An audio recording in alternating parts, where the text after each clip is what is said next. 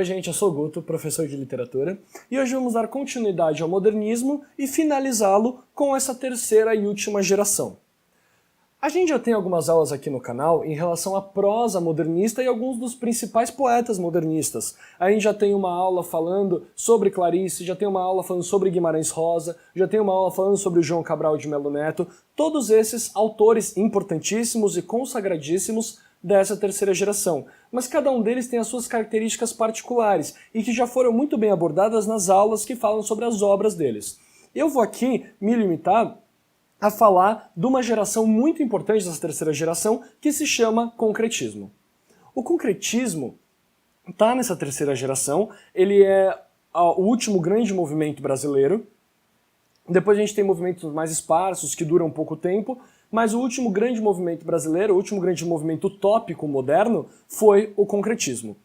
O concretismo ele surge para bater de frente com uma geração que se chamava geração de 45, que pregava um neoparnasianismo. Essa geração de 45 aparece no Brasil pouco tempo depois do final da segunda geração, pregando a métrica rigorosa, a palavra brilhar como ouro, a grandiosidade de toda a estrutura estética clássica, e eles vêm querendo implantar novamente o parnasianismo. Eles vêm de novo querendo colocar toda aquela questão conservadora e já retrógrada do que era o parnasianismo, a estética, que já deveriam ter ficado no passado. E durante 5 anos o Brasil fica à mercê desses caras, em termos do que está aparecendo com grandiosidade. É essa poesia neoparnasiana. Olhando para isso, a galera não gosta muito. Principalmente os grandes autores influenciados pelo modernismo, principalmente os autores do modernismo, e eles vão buscar fazer uma coisa que mude esse panorama neoparnasiano. Tudo bem? Esse panorama neoparnasiano vai ser instaurado numa revista chamada Orfeu, mas é uma revista chamada Orfeu que não tem nada a ver com a revista Orfeu de Portugal e do Fernando Pessoa. Nada a ver. A proposta é diferente, a única coisa que tem parecida é o nome. A Orfeu de Portugal tinha uma ideia de olhar para frente, de seguir em frente, de buscar uma revolução no modernismo. A Orfeu brasileira tem esse nome Orfeu simplesmente por retomar os padrões clássicos. Então não confundam, não tem nada a ver, embora tenham o mesmo nome. Tudo bem? Então, apresentando essa geração de 45 e todo o desserviço que eles gostariam de fazer em relação à literatura nacional, vamos falar um pouquinho sobre o contexto histórico para entender onde e como que o concretismo entra. O concretismo ele começa no Brasil em 1950 e o que é mais importante, embora ele tenha influências externas, o concretismo é a primeira vanguarda essencialmente brasileira. O concretismo é a primeira vez que se cria uma corrente literária no Brasil e isso é exportado. Lembra lá na aula de modernismo, quando a gente fala do Manifesto Pau-Brasil, a ideia de criar uma arte brasileira que pudesse ser exportada? Então, isso acontece, só que no concretismo. Essa é a primeira vez que se cria uma corrente literária brasileira, influências brasileiras com questões brasileiras, e que ela vai ser exportada e a galera de fora do Brasil, todos os gringos vão começar a imitar essa corrente, vão começar a ser influenciados por essa corrente e isso vai ser muito importante. Então não esqueçam, concretismo, a primeira vanguarda brasileira que é exportada, a primeira vez que exportamos literatura. Bacana? Então, o concretismo começa ali em 1950, 1960, com um manifesto, com várias questões, numa revista que chama Neugandres, que a gente já vai ver o que ela era, como é que ela era construída. O que estava acontecendo nesse período? Era JK, o plano de metas, aqueles 50 anos em 5, e toda a velocidade de toda essa mudança, de tudo isso que estava acontecendo no Brasil, a velocidade, a questão das propagandas, a questão de que você tem que bater o olho e já entender a mensagem. Então os poemas eles vão ser constituídos de uma maneira muito visual, de uma maneira quase que de propaganda, quase que num folhetim de propaganda. Isso vai ser muito interessante, a forma como eles vão constituir os poemas. Nesse mesmo período está acontecendo a construção de Brasília. Então Brasília está sendo construída, a gente tem toda essa questão do plano de metas do JK, a questão da velocidade, toda essa construção. E, consequentemente, temos Oscar Niemeyer revolucionando toda a arquitetura, toda a construção arquitetônica da época. Então, tudo isso vai gerar essa mudança até nos paradigmas da literatura. Se a arquitetura do Niemeyer era completamente revolucionária, É só a gente olhar para todas as coisas que ele fez, a gente olhar para Brasília, todas as construções que ele tem, todos aqueles ângulos arredondados de todas as arquiteturas, imagina como vai ser então a poesia desse período, que vai ser influenciada por ele. Além da influência do Oscar Niemeyer, a gente vai ter uma influência muito grande do cubismo, a escola literária cubista, a vanguarda artística cubista vai influenciar muito, e alguns poetas estrangeiros vão influenciar com muita força. Ezra Pound é um deles, tanto que o nome Noigandri, que a gente vai ver já já, da revista e do grupo da primeira geração concretista, vem de um poema do Ezra Pound. Noigandri não significa absolutamente nada, era uma inventividade da língua, como mexer com a linguagem, como inventar novas palavras, e a sonoridade dessas palavras. Vai ter uma influência muito grande do Mallarmé, e um poema caleidoscópico chamado Lance de Dados. É muito bacana a construção desse poema, ele é matematicamente, rigorosamente construído, mas ele é um poema constelação, completamente diferente de tudo que a gente já viu. Se vocês tiverem a chance de ver o que é o Lance de Dados do Mallarmé, boa sorte para tentar ler aquilo, que é muito difícil, é muito complexo, a mudança da fonte, o tamanho das letras, a forma como está disposta no papel. Ele é chamado do poema Constelação por isso, ele parece uma constelação, enfim. E por fim o Mayakovsky dentro de toda a Revolução Russa. O Mayakovsky ele já começa a brincar com algumas questões que a gente vai ver no concretismo, a gente vai ver as características já, ele já começa a brincar, mas ele ainda não é um poeta concreto. O concretismo aparece aqui no Brasil, embora o Mayakovsky esteja fazendo todas as coisas dele já lá na Rússia, durante o período da Revolução Russa. Bom, tendo apresentado para vocês o que foi essa geração de 45, o neoparnasianismo, e o contexto histórico, a gente pode começar a falar um pouquinho sobre os ideais do concretismo e, acima disso, as principais características dele e os principais autores desse período. Bom, para começar a falar do concretismo, a gente tem que entender a proposta deles. A proposta veio, como eu já disse, do grupo Noigandres, que também foi o nome da revista onde foi veiculado o manifesto concretista, o plano piloto de como seria toda a escola literária concretista, e foi feita por 3 pessoas, que são importantíssimas para a história da literatura e a história da cultura brasileira. Haroldo de Campos e Augusto de Campos, os famosos irmãos Campos, muito importantes. Haroldo morreu no começo dos anos 2000, Augusto de Campos, se eu não me engano, ainda está vivo, é o único dessa geração que ainda está vivo, visto que o Ferreira Goulart também morreu há pouco tempo, e o Décio Pinhatari, que morreu ali em 2012, 2013, mais ou menos. Então são poetas extremamente contemporâneos que ainda produzem. Augusto de Campos ainda produz. Um livro dele foi lançado há pouquíssimo tempo e com poesias incríveis, ainda concretas. Às vezes ele rompe o concretismo, vai para uma outra forma de poesia, volta para o concretismo, mas o Haroldo e o Décio já partiram dessa. Mas são esses 3 os nomes mais importantes da criação do concretismo. Eles são paulistas, são de São Paulo, mas também tiveram um grupo concretista no Rio de Janeiro, liderado pelo Ferreira Goulart, teve vários outros nomes, mas a gente vai focar nesses 3 aqui, nesses 3 sujeitos que deram origem a todo o movimento concretista. É um movimento, acima de tudo, experimentalista, eles brincavam com o experimentalismo do verso, o experimentalismo da poesia, o experimentalismo da literatura, então eles negavam o verso tradicional. Eles já consideravam, olha que coisa louca, eles já consideravam o Carlos Drummond de Andrade, por exemplo, o verso tradicional. Eles já consideravam aquela forma de poema um verso tradicional porque fica na sintaxe, eles buscavam romper com a sintaxe e encontrar uma poesia sintética e visual, que funcionasse como uma propaganda, batesse, você visse e voltasse, e o todo tivesse o significado ali. Então, eles vão negar esse verso tradicional escrito na linha da esquerda para a direita, que deve ser lida, e todas essas questões. Um dos poemas que mais vai influenciar esse grupo a criar a poesia concreta vai ser um poema do Oswald de Andrade, lá das primeiras gerações do modernismo, que é esse daqui, que chama Amor, Humor. Não sei se vocês já conhecem, creio que não veiculamos aqui nas aulas, mas é um poema muito interessante porque é isso. A folha de papel em branco, e bem no meio dela está escrito amor e humor.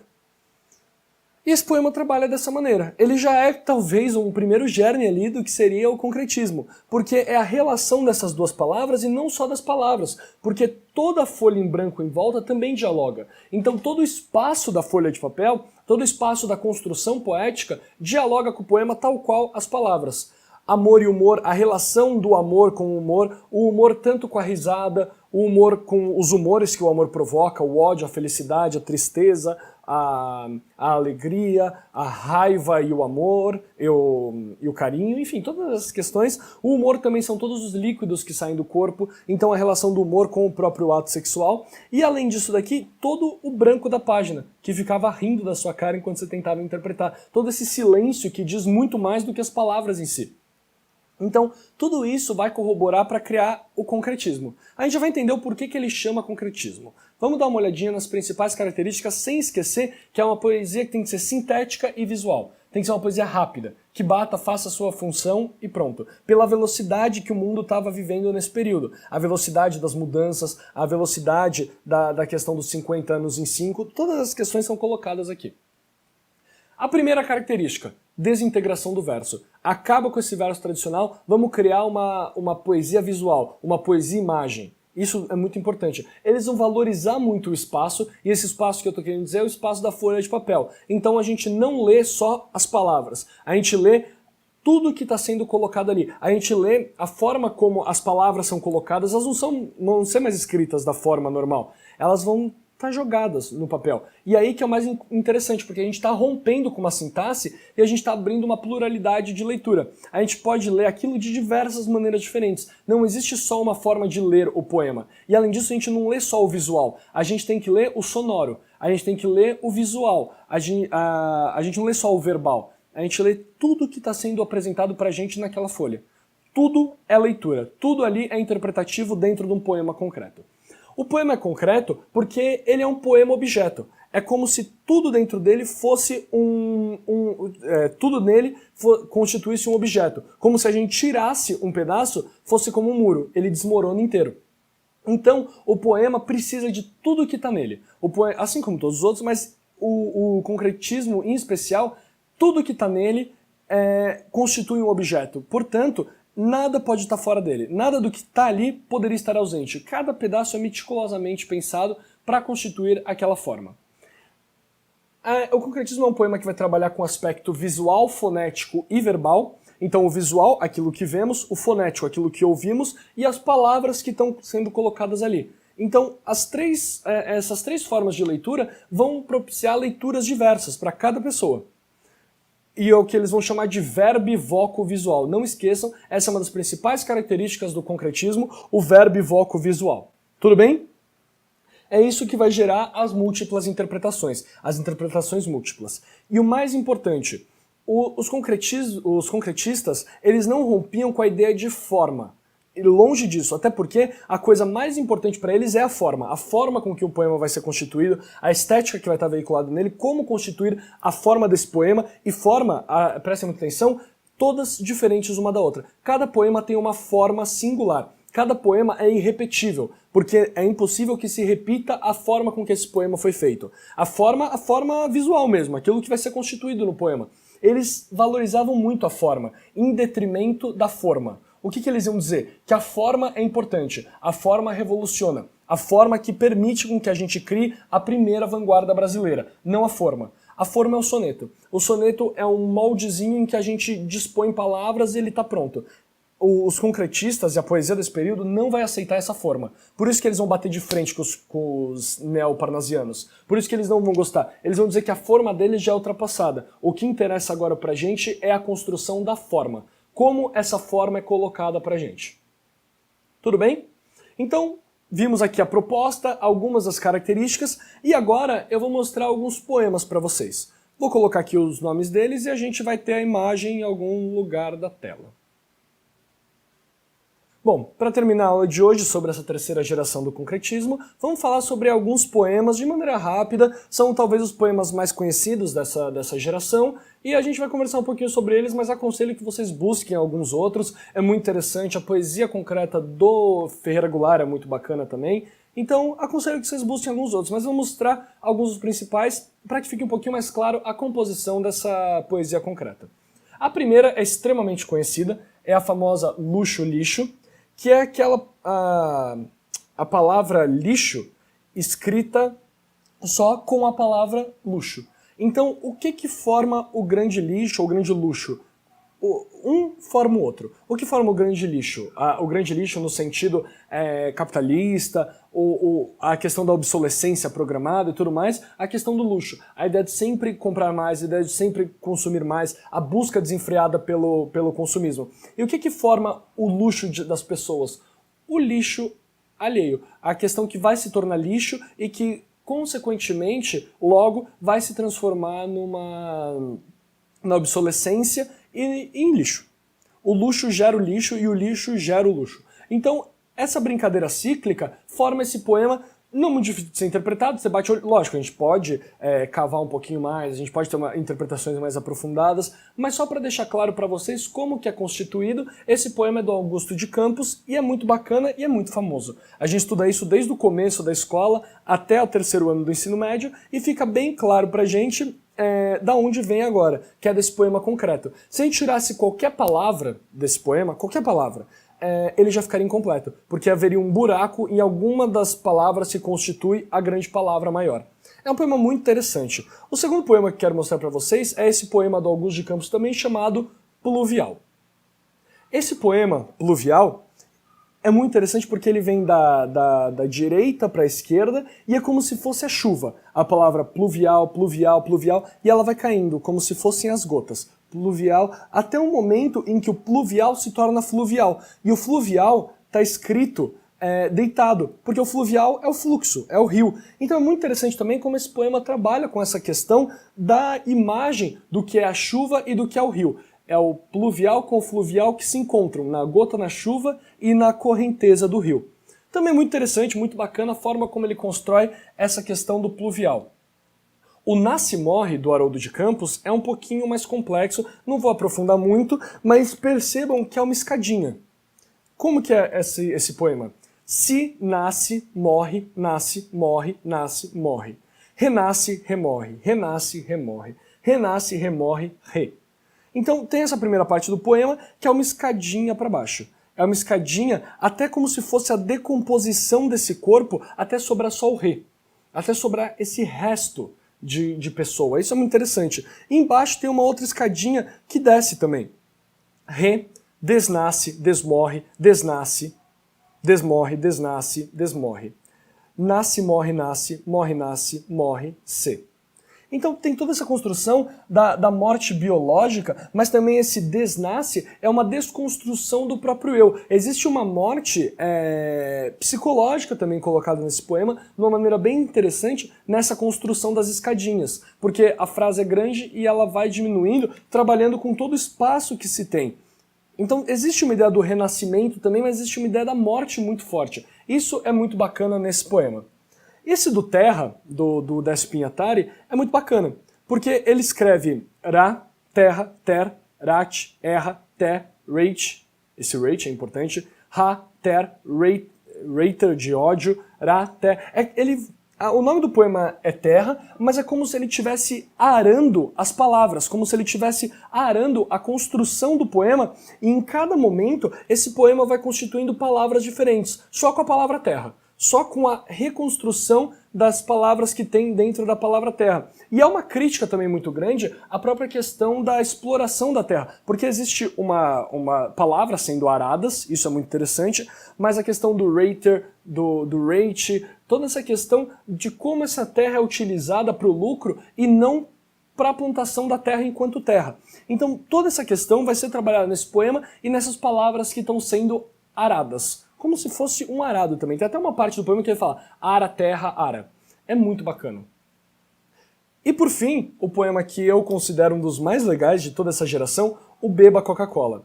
Notem que o fundo desse poema é vermelho e as escritas estão em branco. Por quê?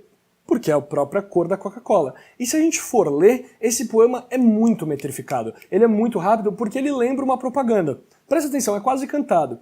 Beba Coca-Cola, babe cola, beba coca, babe cola, caco, caco, cola, cloaca. Do nada tem essa cloaca que rompe. Vamos dar uma interpretada nesse poema pra gente fechar essa aula. Beba Coca-Cola. É um imperativo. Ele está retomando muito a própria construção da propaganda. Que é sempre o imperativo compre, use, você precisa, beba, beba Coca-Cola, babe, você toma tanto essa Coca-Cola que você começa a babar. É a questão de... E a Coca-Cola está, obviamente, representando um ideal capitalista. O Décio Pinhatari tinha essa questão muito combate contra o capitalismo. Você é tão empanturrado desse capitalismo, desse luxo lixo que você não precisa, que você baba, porque você sofre uma overdose dele. Cola, beba coca, babe, cola, caco. Quando chega nessa parte do caco, essa cola que gruda, essa cola que te impede de respirar, mas que te obriga a ficar colado nessa vertente capitalista, ela se torna uma dor. Porque o caco é como se ela estivesse te estilhaçando, é como se ela estivesse toda estilhaçada e cortando, mas te cortando por dentro. Quando você ingere esse produto, quando você ingere esse capitalismo, porque a Coca que representa todo o capitalismo, ele te dilacera por dentro, tem toda essa questão colocada nesse poema, e por fim, ele coloca a questão da cloaca, que a cloaca é o sistema reprodutor e excretor de aves, a galinha, por exemplo. Então, o que acontece? É como se fosse uma reprodução de todo essa construção extremamente sonora, extremamente visual, extremamente verbal, e o cloaca ele é um rompimento na construção porque é como se fosse a ideia da volta. Então vamos reproduzir tudo isso de novo, reproduz tudo isso de novo. E toda essa reprodução gera o quê? Gera caca, porque é o sistema também excretor do bicho. Então o mesmo sistema que expele o que é de ruim é também o sistema reprodutor. E desse sistema reprodutor sai o quê? Caca. Então é dessa forma que o Décio Pinhatari vai trabalhando nesse poema. Acho muito interessante a forma como ele constrói todo o sentido do beba Coca-Cola, com beba Coca-Cola, babe Coca-Caca, cloaca. Toda a forma que ele trabalha é extremamente ritmada, se aproxima mesmo da linguagem do marketing, se aproxima da linguagem da propaganda, e eles vão trabalhar muito com esse tipo de poema. Bom, finalizamos aqui o concretismo, finalizamos essa terceira geração, retomando. Não falei sobre Clarice, não falei sobre o Guimarães Rosa, não falei sobre o Cabral de Melo Neto, sobre Mário Quintana, porque, enfim, já foram ditos em outras aulas, em outros momentos, e já tem essa aula nesse canal, e são muito boas. Aconselho que vocês leiam lá, porque cada característica das obras, de cada questão, vão estar explicadas lá. Agradeço muito a atenção até aqui. Hoje finalizamos o concretismo, na próxima aula vamos falar sobre o tropicalismo, as últimas aulas que estamos gravando, espero que tenham gostado, espero que se aprofundem no estudo dos poemas concretistas. Tchau, tchau!